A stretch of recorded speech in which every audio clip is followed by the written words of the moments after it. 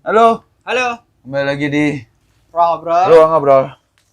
Kali ini kita sebelum itu udah jelas ya, kita akan membahas One Piece live action ya. Thumbnailnya juga udah jelas. Thumbnailnya udah jelas. Akhirnya. Akhirnya. Tapi sebelum itu teman-teman yang belum subscribe, silahkan subscribe dulu. Tinggal ngeklik. Tinggal klik-klik di pojokan sana. Nah, teman-teman yang sudah subscribe, terima kasih atas dukungannya selama ini. Kami masih belum lelah memberikan konten-konten yang merupakan curahan hati kamu ya. Lelahnya tuh cuman mikir yang mana dulu ya? Iya. Yang dijadiin Oke, obrolan. langsung aja. Ini beneran One Piece live action ya. Yes. Live action. Sudah Nah, tayang kita udah pernah nge-review juga trailernya ya. trailernya. Aku sama Mas Bagas. Nah, biasanya One Piece itu kan kita sama Mas Fudo ya dari Yes, One Piece setiap Fans Club Senin. Indonesia Setiap tiap hari Senin. Senin. Nah, cuman setelah kita diskusi beberapa hal, aku sama Mas Fudo bilang setelah nonton review kita Mas soal sama Mas Bagas aja. Karena biar ada, kalau aku sama kamu nanti isinya gitu kita fanboyingan toh. Ya, karena Daris dan Fudo ini, terutama Fudo mungkin ya, atau dua-duanya itu memang ngerti banget One Piece gitu, sehingga pada saat mudah-mudahan masih kedengeran tadi ya. Sehingga pada Itu punya aku ternyata. ngajar, astaga. Oke. Ya, itu untuk kebodohan kita kesekian kalinya. Oke, lanjut lagi tentang One Piece. Kalau Fudo dan Daris yang ngebahas, nanti ya fanboying untuk Easter egg, trivia apa segala macam gitu. Kita di sini cakupan bahasanya adalah works atau enggak aja. Yes. Works atau enggak aja sebagai live action. Betul. Nah, sebelum aku yang akan memulai, sebelum aku akan memaparkan bagaimana dari sudut pandang fans. Yes. Fans ya yang udah ngikutin komik dari awal, ngikutin animenya, tapi berhenti pada titik tertentu animenya ya. Komiknya Ngumpulin juga. ini Ya ini aku nonton One Piece Red itu 8 kali di 8 bioskop. kali, termasuk screening di Jakarta. Ya. Aku bela-belain beli 2 akun Netflix Mas untuk One Piece live action ini. Kenapa tuh? Karena kan satu akunku sama beberapa orang, aku takut nanti clash kalau lagi nonton bareng. Oh, karena semuanya teman-teman gue tuh mania One Piece. Buka bareng ya. Buka bareng. Oke. Aku izin 1 hari kerja untuk maraton. untuk maraton One Piece live action. Ya, tapi karena pekerjaan gue freelance jadi ini lebih manageable. lebih manageable gitu. Aku bilang sama klienku, aku selesaiin Jumat ya. Kebetulan klienku kan Odex ya, mereka anime juga. Aku mau nonton One Piece dulu. Gak apa-apa. Tenang aja, santai gitu. Makanya ya aku overall nanti kalian akan dari excitementku mungkin udah ngerti bahasanku nanti arahnya kemana. Tapi kita ke Mas Bagas dulu yang sudah lama nggak ikutin One Piece Mas ya? Aku terakhir kali baca One Piece itu cukup jauh sebelum Luffy bertemu Enel. Berarti cukup nih. Oke, silahkan. Oke, sebagai orang yang udah lama banget, lebih dari 15 tahun yang lalu nggak ngikutin One Piece, nggak baca dan nggak nonton, nggak main gamenya macam-macam. Sesuai dengan apa yang kami pernah obrolin di Trailer ya. trailernya yang terakhir itu, konten kami yang terakhir tentang One Piece itu, hasilnya ternyata sama dalam artian tidak mengecewakan. Itu hasilnya tuh, kita kan waktu itu nge-hype, kayaknya menjanjikan nih, gitu sebagai live action ya? Sebagai live action gitu. Dan ternyata delivery-nya bener. Ternyata One Piece-nya tuh bener-bener One Piece. Ya. Itu kerasa banget. Dan ini kan sampai Arlong ya, dimana aku kan masih baca. Jadi aku masih ngerti. Oh, ini ada beberapa hal yang aku diskusikan sama Daris yang mungkin nanti kita juga akan obrolin yang nggak ada di komik tapi ada di sini. Terus itu membuat aku bertanya, Riz, kayaknya seingatku orang ini tuh nggak kayak gini dari dulu. Iya Mas, ternyata begini. Oh ya, ternyata gitu. Nah, soal bagaimana ceritanya disampaikan, terus soal bagaimana dunia One Piece itu sendiri, buat aku yang udah lama nggak ngikutin bertahun-tahun, lebih dari 15 tahun tadi, aku ngerasa nostalgia. Iya, oke. Nostalgia ya? Iya, dan aku ngerasa pada adegannya awalnya kan sama ya. Gold Roger yang Gold Roger. Di saat itu Gold Roger, sorry ya. Tapi cuma kayaknya dulu gini ya. Kayaknya dulu sama ya, sama di belakang. Oke. Aku baru sadar beberapa chapter setelahnya kalau kupikir juga dipancung ya, tapi ternyata emang ditusuk. Enggak, tapi dulu kayaknya ada kayunya gitu loh. Oh iya. Iya kan? Bukan diginiin aja kan? Bukan pancungnya, tapi ada supaya dia nggak bisa goyang-goyang kepalanya itu. Mungkin ya, mungkin. Tapi aku juga seingatku sih kayak gitu. Cuman penggambarannya karena ini live action, jadi gimana caranya ribuan orang di depannya tuh jadi terlihat jauh lebih meyakinkan daripada di komik kan, gambar ya. Daripada di gambar, dan itu menyenangkan sekali. Dunia bajak lautnya kerasa sekali seperti yang kita pernah obrolan di konten Pirates of Caribbean. Pirates of Caribbean-nya, tembak-tembakan meriamnya, itu tuh kapal-kapalnya oke. Dan marinirnya itu tuh kerasa apa ya bahasanya? Mungkin istilahnya tuh hidup aja. Hidup tuh maksudnya kalau di komik, kalau bukan karakter tertentu, kita nggak ngerasain presence-nya. Ya prajurit aja. Tapi kalau di sini tuh prajuritnya tuh ya kayak tentara dunia nyata. Tentara kita nonton film-film yang isinya ada tentaranya, Navy, SEAL, Army, ya kayak gitu tuh. Jadi menurutku sih menyenangkan sekali. Meskipun ini nanti akan kami bahas lebih detail tentang castingnya, tapi menurutku wah keren sih, menyenangkan sekali. Mungkin itu sih impresi awalku sebagai penonton live action ya, Mas. Kita kan nonton superhero dan sebagainya. Yes. Secara teknis oke kan ya ini tuh? Iya, teknis ya. Iya, teknis, kalau teknis kamera segala macam jelas oke ya. Tapi kalau dalam sebuah keproduksian film live action, namanya kan desain produksi. Production desainnya ini timnya termasuk production designernya, pucuk pimpinannya. Kalau di Indonesia masih nyebutnya biasanya kebanyakan art director lah. Tapi kalau di luar udah lama sekali, tahun 60-an udah production designer.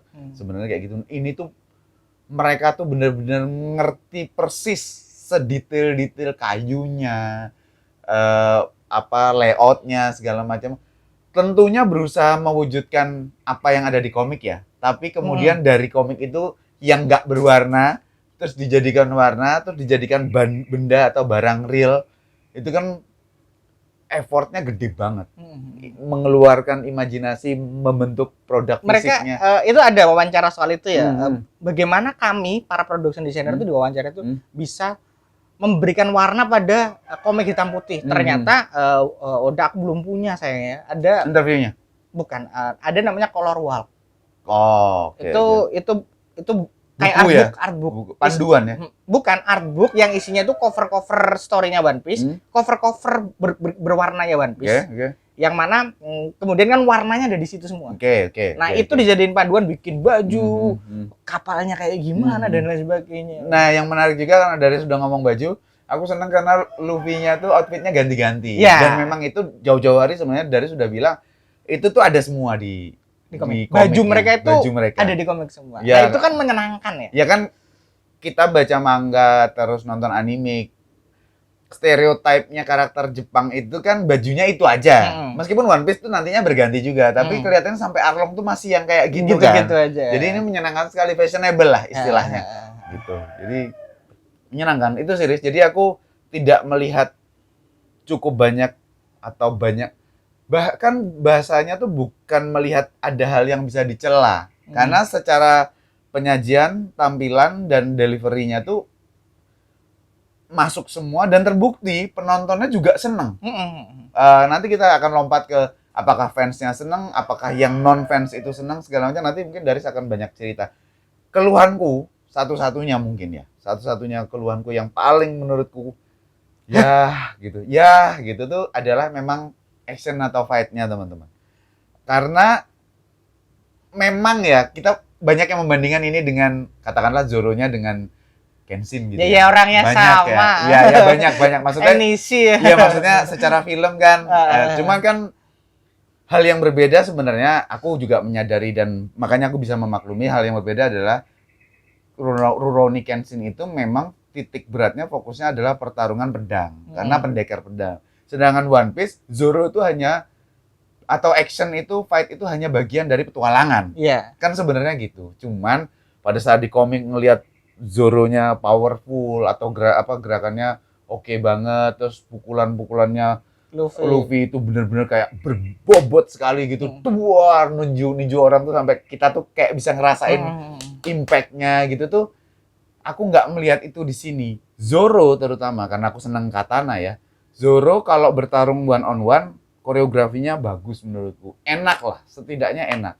Tapi begitu Zoro dikasih partner kayak ngelawan si Morgan bareng sama Luffy, aku ngerasa bukan little bit ya, tapi emang off di mana gerakan-gerakan Zoronya tuh nggak apa istilahmu di tone down lah. Jadi makin tuh kayak ya kamu turun dikit lah ya, biar seimbang sama yang lain. Seimbang sama yang lain gitu. Karena begitu ngelawan si Mihawk lagi enak lagi meskipun memang power levelnya berbeda sama Mihawk ya. Kan? Tapi kan enak. Zoro ngeluarin semua yang harus dia keluarin. Begitu Zoro dipartnerin sama Sanji lagi di Arlong Park tuh kayak gimana juga. Begitu juga dengan koreografinya Sanji yang di komik ataupun nggak usah di anime ya, komik aja lah. Yang kita bisa ngelihat gerakan Sanji itu si kaki panjang yang muter, akrobatik, segala macam tuh. Di sini shot-shotnya terbatas kayak kesannya tuh kayak cut gitu. Jadi dia mau muter badan aja, shot bawah dulu, dia muter punggung, terus baru kakinya kelihatan kena gitu. Nah, sebenarnya kalau kita ngomongin tekniknya agak cukup panjang yang bisa dibedah, tapi aku nggak mau karena kesannya itu menjadikan serial One Piece live action ini jadi cacat di situ. Padahal orang awam nggak ngelihat itu. Jadi nggak masalah sebenarnya. Ini aku aja. Ini murni. Ya aku juga sih. Aku juga. Jadi, ada hal-hal yang mungkin dari segi aksi itu mungkin bisa dimaksimalkan. Nah itu makanya aku bilang kalau yang ngikutin statusku, medsosku itu aku Netflix did the impossible gitu. Final verdictku adalah ini tuh bukan tanpa celah, tapi kesenangan ketika menontonnya itu menutupi kecelaannya. Betul.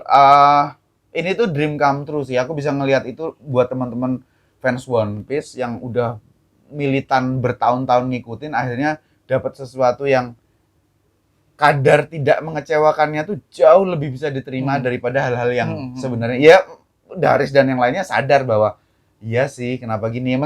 Ada cerita di balik itu pada saat mereka syuting juga pas Covid sehingga ada restriksi, mungkin ada banyak keterbatasan gitu, bisa dimaklumi. Tapi sebagai penonton kita juga valid untuk bilang bahwa yang ini aku nggak suka. Yang boleh itu fair, itu penonton. Itu penonton fair. Tapi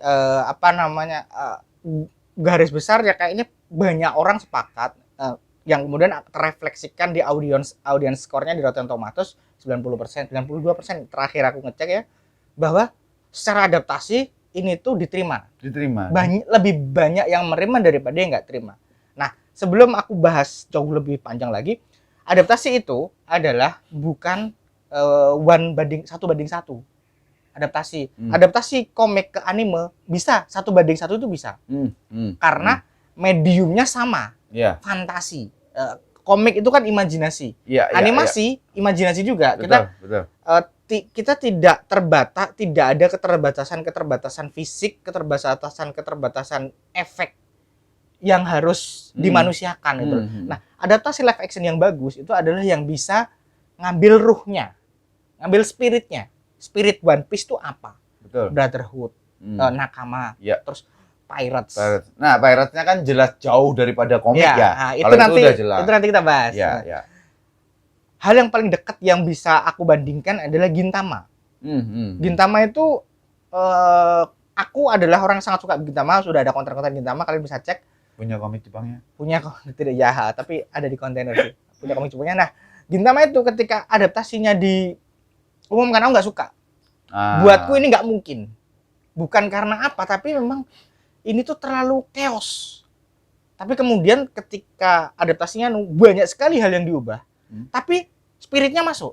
Makanya this is a good adaptation. Kenshin juga begitu.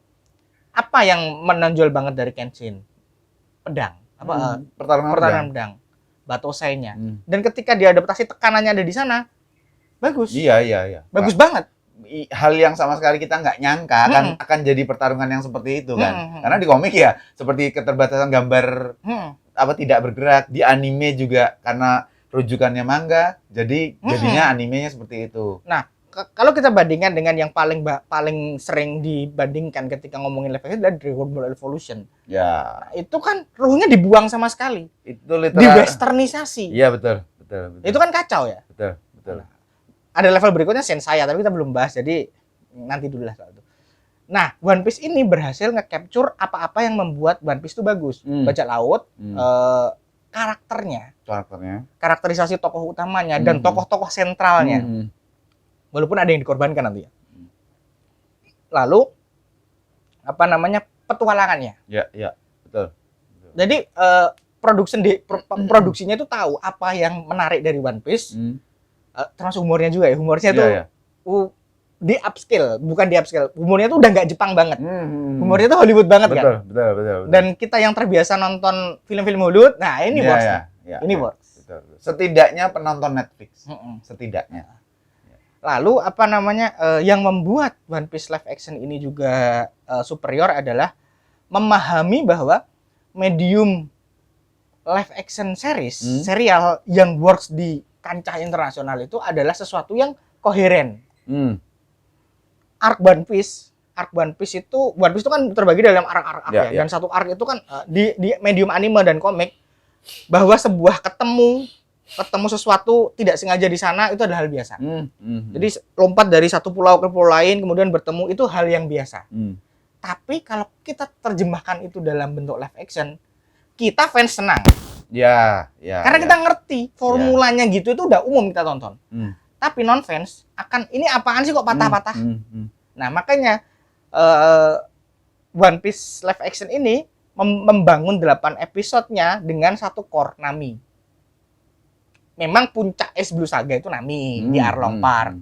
Tapi semuanya itu tidak ditanam. Jadi tek tiba-tiba Nami pergi gitu. Nah, ini tuh enggak. Ini tuh masih jadi dari awal tuh Nami udah muncul dari episode 1. Kenapa Nami harus muncul di episode 1? Karena Nami yang akan menghubungkan 8 episode ini. Bagaimana kita itu ngelihat perkembangan karakter Nami yang paling utama di sini. Dari yang cuek jadi care pas dia ngomong ke Zoro, "Aku enggak mau kamu mati, kamu temanku." Ya. Habis itu naik lagi sampai eskalasinya di Arlong Park itu. Nah itu yang semuanya nyambung. Termasuk kenapa harus ada Garp. Ya, itu obrolanku teman-teman sama Daris karena ingatanku sejauh aku ngambil ingatanku kayaknya Garp itu nanti deh. Iya. Gitu maksud... Apa yang ada di volume 45 ada di sini. Ruhnya. Tidak adegannya sama sekali nggak persis ya. Terus kenapa harus ada Garp gitu? Karena sebenarnya adegan Garp melatih Kobe ini kan juga ada di sampul ya. Iya. Komik sampulnya di volume kalau nggak salah volume 2 sampai volume 5 kalau nggak 3 ya. Kalau nggak 4 ya. Aku lupa ingat juga. Kenapa dia harus ada mengejar Luffy dan lain sebagainya? Karena Kobe butuh exposure. One Piece itu bajak lautnya nggak kayak bajak laut di komik. Iya, betul. Nah, kemudian live action ini mencoba membuat bajak laut sebagaimana semestinya. Makanya Zoro nebas orang, makanya naik levelnya. Bukan gore, jadi seinen. Hal-hal yang tidak bisa diterjemahkan Oda dengan baik di komiknya karena keterbatasan shonen. Genrenya. Karena keterbatasan shonennya pada saat itu ya, pada saat itu. Kan ada strik shonen tuh harus gini ya. Kemudian dituangkan di sini. Bagaimana Kaya sama Usopp itu ternyata memang pacaran. Itu kan di shonen ya shonen itu persahabatan. Iya. Makanya di sini tuh bagus karena udah naik. Titik ketika Zoro nebas Mr. Seven yang itu cuma ada di SBS. Dan dialognya ada di volume 12. Tapi karakternya tuh di SBS munculnya. Jadi kejadiannya tuh itu sebenarnya. Kejadiannya itu. Nah, itu kan ditebas kemudian dia gotong-gotong kepalanya. Itu kan jebetnya bajak laut kan gitu. Iya. Di titik itu aku paham bahwa oke. Maksudnya adalah kita diberi tontonan One Piece yang tidak bisa ada di TV. Yang tidak bisa ada di komik shonen. Nah, karena itu Garp ada, Mas. Makanya tadinya kan aku bertanya-tanya teman-teman, maksudku karakter yang sedemikian berpengaruh, sedemikian besar di keberadaannya di marinir gitu dimunculkan di episode 1 gitu, terus kemudian ikut terus gini. Memang kalau kita bicara soal bloodlines ya ada, tapi ternyata yang menarik pertama ciri khas adaptasinya Hollywood tuh ya kayak gitu itu. Sebetulnya ada karakter-karakter yang sama dia ya kalau kita bicara Resident Evil segala macam kan ada tuh hal-hal kayak gitu. Tapi yang menariknya kan aku ngobrol sama Daris tuh kalau nggak ada guard dan adanya adalah petinggi-petinggi marinir yang ya lain katakanlah kayak Morgan kemarin segala macam, jadinya tuh hanya marinir itu kalah presence dari bajak lautnya. Sedangkan kehadiran Garp ini membuat para bajak laut tuh juga tahu bahwa mereka tidak sebebas itu. Sedangkan kita jadi melihat betapa kecil Luffy dan krunya di antara dua hal ini, marinir dan bajak laut. Jadi Luffy itu masih sangat kecil sekali. Gitu. Itu baru muncul di volume-volume belakangan. Bagaimana presence-nya marin itu seperti apa? Di sini Oda Sensei dan production merasa mungkin ya bahwa marinir itu harus berada di titik yang setara dengan apa namanya bajak laut. Makanya Garp yang langsung didatengin. Karena Garp punya hubungan personal sama Luffy, masuk nih ceritanya. Karena Garp kemudian juga dia membimbing Koby yang dalam tanda kutip di sedikit banyak rivalnya Luffy, walaupun dia tuh memuja Luffy ya. Secara narasi tuh kita dapat sudut pandang marinir, kita dapat sudut pandang bajak laut, dan tema One Piece itu kan semuanya tuh bukan hitam putih. Betul. Dari sisi marinir, Koby yang merasa marinir tuh harus baik. Ternyata dia bertemu marinir yang Garp yang menjadi jangkarnya. Yang menjelaskan ke kita seperti apa sih dinamika dunia One Piece. Luffy yang menjadi jangkar bajak laut tuh nggak semua jahat. Betul. Jadi narasinya sama yang dibangun. Dan dari keluarga ini. Betul. Nah, satu lagi Mas. Soal Mihawk itu Mihawk itu kalau di apa namanya, Mihawknya bagus banget ya. Sangat bagus. Cosplaynya bagus. Kalau Mihawk itu di komik dia tuh datang ngejar Down Creek dan itu kan ujug-ujug. Kalau di sini diminta. Nah, itu tuh aku nice thoughts. Karena apa? Nyambung. Iya. Karena semua in plot. Karena kalau dulu kan kayaknya belum terbuka bahwa si Chibukai itu adalah bentukannya. Udah ya. Langsung. Berarti ini tuh poinnya cuman dia diminta terlibat aja kan. Dan itu apa namanya? Maksudnya itu jadi membuat ceritanya make sense. Ya. Pertemuan dan adegannya itu. Pertemuan dan adegannya itu memang kesini. Tujuannya tuh kesini, bukan semata-mata karena kebetulan. Betul. Karena sekali lagi kerangka live action, kerangka Hollywood itu tidak semata-mata semua itu harus ada jalinannya. Nah, ini yang mau aku tambahkan tadi bahwa kalau marinirnya kalau nggak ada Garp, marinirnya tidak terceritakan dengan lebih porsinya lebih bagus, sehingga penonton yang nggak ngikutin One Piece sama sekali, aku mending ya pernah. Tapi kalau orang yang nggak sama sekali kan dipaksa untuk ngikutin Luffy aja. Tapi kalau ada dari sisi marinir ya itu tadi ada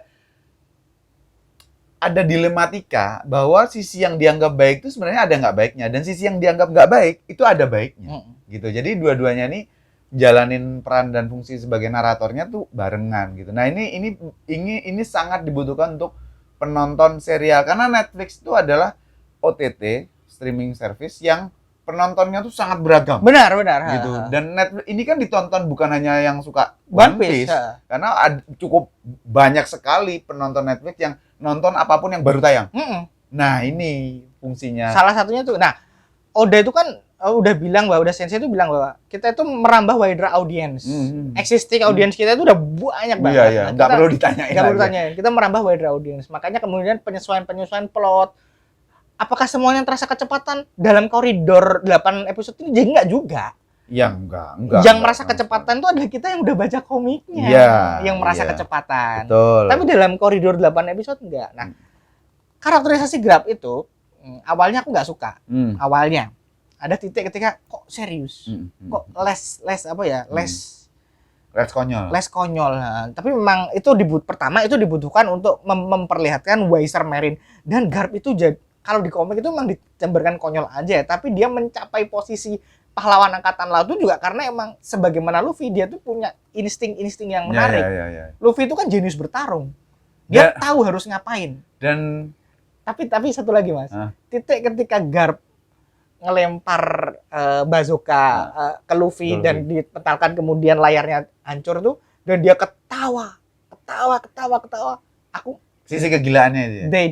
They did Garp justice. Iya, berarti Garp itu mungkin sama, apakah sama kayak yang si Mihawk bilang bahwa ya mungkin dunia ini emang butuh orang gila aja. Mungkin dia yang bakal nemuin One Piece. Wild card. Iya kan? Kayak gitu kan. Jadi si Garp itu salah satu, tapi kan masanya udah selesai. Masanya dia bersama Roger. Betul. Banyak hal yang menarik Mas, bagaimana Garp ketemu Zeff ngobrol. Itu kan hal yang tidak akan kita terus Bogart ada itu yang ajudannya Garp tuh yang itu kalau di komik itu cameo doang gitu. Nah di sini dia presence-nya kan serem ya ajudannya Garp tuh. Kalau di komik itu dia nggak ada dialog Mas. Aja apa figuran. Nanti akan ada temanku yang marah sih kalau di Bogart dibilang figuran. Makanya gila. Terus kita udah sekarang ke casting. Sekarang ke casting. Aku mau address ini dulu Mas. Aku mau address perbedaannya. Jadi kita harus paham bahwa Hollywood itu punya requirement tertentu untuk inklusivitas. Ya, betul sekali. Dan udah memang jadi trademark-nya Netflix untuk membawa karakter-karakter yang dalam tanda kutip mungkin bagi audiens yang sudah terbiasa melihat kulit putih jadi less appealing. Kita tidak bilang gila, tapi less appealing, kurang menarik. Nah, One Piece ini membuat sejarah bahwa tidak ada kompromi untuk titik-titik tertentu. Casting utamanya perfect. Perfect casting utamanya. This is what Oda wanted. Tapi komprominya adalah casting karakter-karakter sempilannya akhirnya jadi dalam tanda kutip seadanya. Seperti Makino, bahkan yang agak ekstrim Ben Beckman yang ajudannya Shanks tuh, first mate-nya Shanks. Terus ada Nojiko juga yang anunya Nami itu loh, kakaknya Nami, dia kan kulit hitam ya. Kalau di komik kan nggak kulit hitam ya. Nah itu adalah kompromi-kompromi yang memang kita harus pahami. Karena ya live fiction tuh gitu loh. Ini industri ya, industrinya bekerja begitu gitu. Iya, jadi apakah itu mengganggu atau enggak ya kembali lagi ke kita sebagai penonton gitu loh. Jadi ya sudahlah emang. Kalau aku nggak ada live action yang nggak kayak gitu. Nggak ada live action nggak kayak gitu. Resident Evil yang di Netflix? Iya, yang Hollywood ya. Iya, yang live action yang di Netflix kan Albert Wesker-nya kulit hitam. Jadi ya udah, maksudnya kita kalau aku udah datang dengan on board begitu, jadi lebih bisa oke deh, nggak apa-apa gitu. Soalnya main case-nya perfect. Iya. Perfect. Semua dewan 5 orang utama, Garp, Kobe, Helmepo, anjir Helmepo bagus banget. Bagaimana dia dapat rambut bob itu ternyata dijadiin plot cerita loh. Iya. Betul. Kan itu jadi dendamnya sama Zoro kelihatan. Kalau di komik nggak gitu kelihatan Mas. Dia tuh pengen di sini tuh ditunjukin lebih dalam kenapa sih Helmepo itu sedendam itu sama Zoro. Iya. Sebagaimana Kobe nganggep Luffy itu rival. Iya. Satu pihak ya. Iya. Luffy-nya mah. Helmepo juga nganggep Zoro rival satu pihak juga. Iya. Nah ini aku suka karakternya itu Zeff-nya bagus. Dan menonton pakai bahasa Inggris tuh ternyata experience yang berbeda. Makanya aku tidak di Netflix ada dub Jepang sama dub Indonesia juga. Kata teman-teman yang udah nonton dub Indonesianya bagus. Oke. Mungkin aku akan nonton lagi nanti, tapi dub Inggrisnya buatku perfect. Ya gimana ya, emang bahwa serial ini pun Oda sempat untuk memending sebentar. Iya kan, maksudnya untuk merapikan hal-hal yang semacam itu, dan proses produksinya juga nggak sebentar kan, dari nolnya tuh juga penuh pertimbangan sana sini. 6-7 tahun lalu. Iya, makanya jadi castingnya benar-benar terpuji ya. Sangat terpuji, terlepas dari kami berdua cukup sepakat bahwa dari 5 itu ada juga yang diadaptasi lagi. Itu tapi mungkin kita nggak bahas ini karena buatku nggak terlalu penting sih. Yang kayak gitu nggak terlalu penting. Karena embodiment karakternya dapat. Sama gitu. Cuman soalnya si Zoro nih ternyata dia ngambil Zoronya yang setelah jadi biar karena orang-orang udah terlanjur sukanya sama Zoro yang begitu. Iya, yang sudah jadi. Dan mungkin makan juga lebih nyaman begitu mungkin. Iya. Dan nggak apa-apa, adaptasi itu seperti istilahnya itu sendiri ya beradaptasi. Jadi nggak masalah. Ya nggak suka ya nggak apa-apa. Sebenarnya bukan nggak apa-apa, mau apa. Sebenarnya sih itu sebenarnya. Mau apa. Gitu. Jadi ya apa ya teman-teman, proyeknya lama, panjang, dibuat dengan penuh hati oleh semua yang terlibat, terutama jelas Oda sangat terlihat kok. Tapi maksudku gini Riz, ini tuh proyek panjang yang sangat dinanti sehingga hasilnya begitu berhasil, semua orang gegap gempita gitu. Nah, sedangkan adaptasi lain yang mungkin kita nggak sebut juga itu Witcher dong, sebut dong Witcher. Nggak hanya itu, Bebop segala. Ya kan? Iya kan? Jadi aku lupa sama Bebop. Iya kan? Aku lupa kan ya. Jadi maksudku padahal studionya sama. Ada yang nggak dinanti, tiba-tiba muncul gitu kan, sehingga pada saat hasilnya nggak sesuai, habis. Iya, dia habis. Aku yakin kok teman-teman, aku ngobrol sama Daris. Aku yakin One Piece ini kalau jadinya nggak semenyenangkan ini, nggak sediterima ini, tetap penontonnya gede. Makanya itu komprominya hasil dealingnya sama Netflix. Aku yakin secara keproduksian, otak-otak produksi, otak-otak eksekutif produser gitu, bahwa mereka udah punya standar tertentu yang ya kalau segini aja mah pasti ditonton sama penonton Netflix, pasti banyak yang subscribe untuk nonton ini gitu. Jadi nggak ada masalah gitu. Cuman dari sisi Oda kan ya terserah kamu mau bilang gitu, terserah, tapi buatku harus perfect gitu kan. Dan Oda Sensei punya kekuatan sebesar itu memang. Ya. Nah, ini yang menarik nih dari kacamataku filmmaker, action film director gitu. Kami dulu sebelum nonton serialnya memang sepakat bahwa, dan pada kenyataannya proses produksinya memang green light apapun itu dari Oda Sensei kan sebenarnya. Iya apa enggaknya ini harus gini, harus retake atau apapun itu kan dari Oda Sensei juga, yang maksudnya presence-nya paling gede. Tapi setelah aku ngelihat live action-nya, serialnya, kurasa sutradara, penulis, kru, semuanya itu juga cinta dengan One Piece. Tapi mereka tuh punya imajinasi sendiri, utopia sendiri. Kalau ini jadi, kayaknya kalau live action bagusnya gini deh. Nah, mereka dengan sangat baik, menurutku ya, dengan sangat baik mengomunikasikan ini kepada Oda, sehingga Oda tuh tahu bahwa oh mereka tuh maunya gini, dan ini tuh nggak apa-apa sebenarnya. Aku juga harus win-win solution dong. Makanya ada beberapa gitu. udah ngomong, ada beberapa karakter yang nggak ada, ya nggak apa-apa.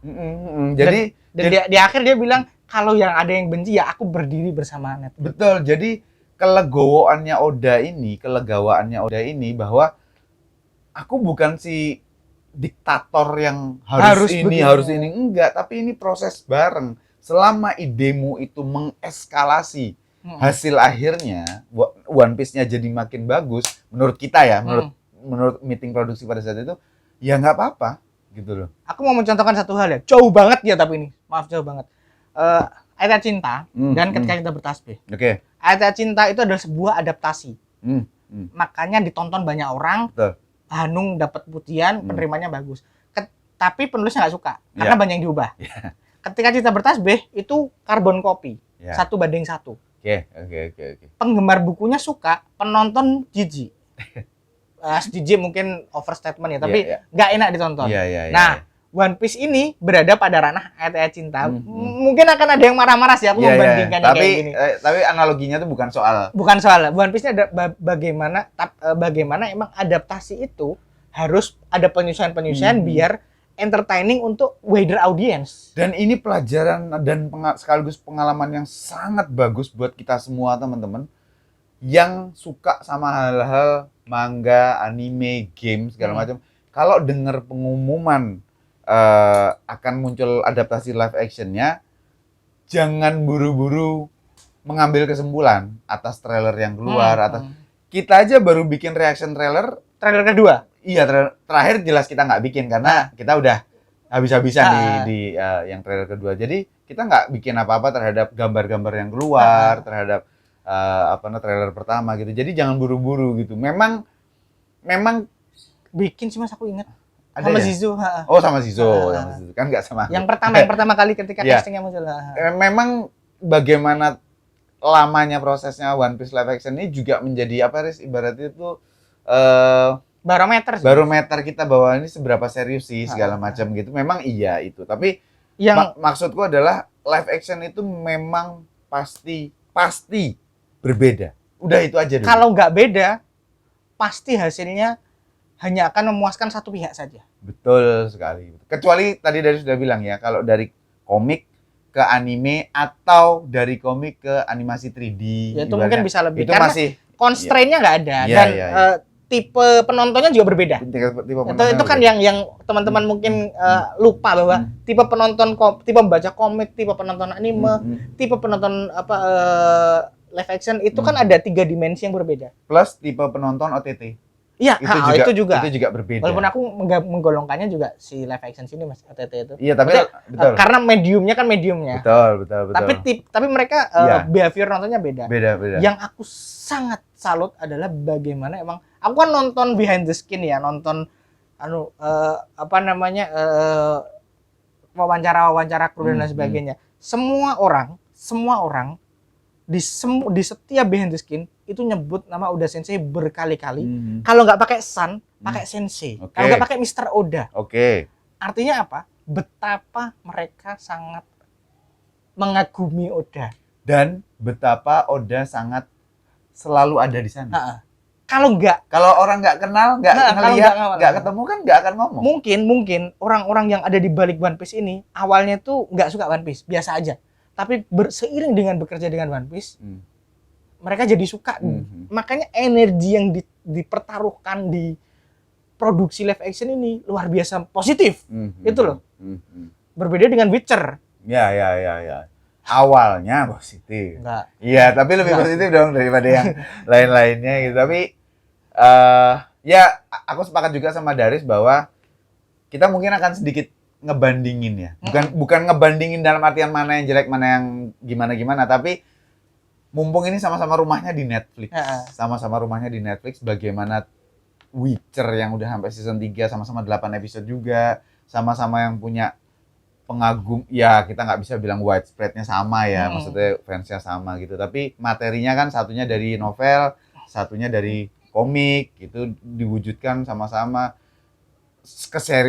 tingkat keseriusannya sama, dapat pemeran utamanya sama-sama pas gitu. Jadi tapi ini nanti akan kita bahas di konten khusus sih ya. Jadi konten khusus adaptasi ya. Jadi bagaimana sih kok adaptasi live action itu bisa works dan enggak? Termasuk adaptasi live action dari superhero Amrik. Dalam hal ini Marvel dan DC. Sama game ya. Sama game. Karena kemarin ada yang teman ngobrol yang request, game nanti akan kita bikinin. Iya. Oke, mungkin itu aja bahasan kita soal One Piece. Udah cukup panjang ya, maksudku aku udah sebenarnya belum semua tersampaikan, tapi akan jadi bertele-tele nantinya. Mungkin nanti sama Mas Fudo aku lebih fanboyingan sih untuk ngobrolin itu. Yes. Karena ini momennya. Momennya. Sampai ketemu teman-teman. Jangan lupa komen di kolom komentar untuk impresi dan apapun yang kalian rasain tentang One Piece live action. Sampai ketemu lagi. Bye.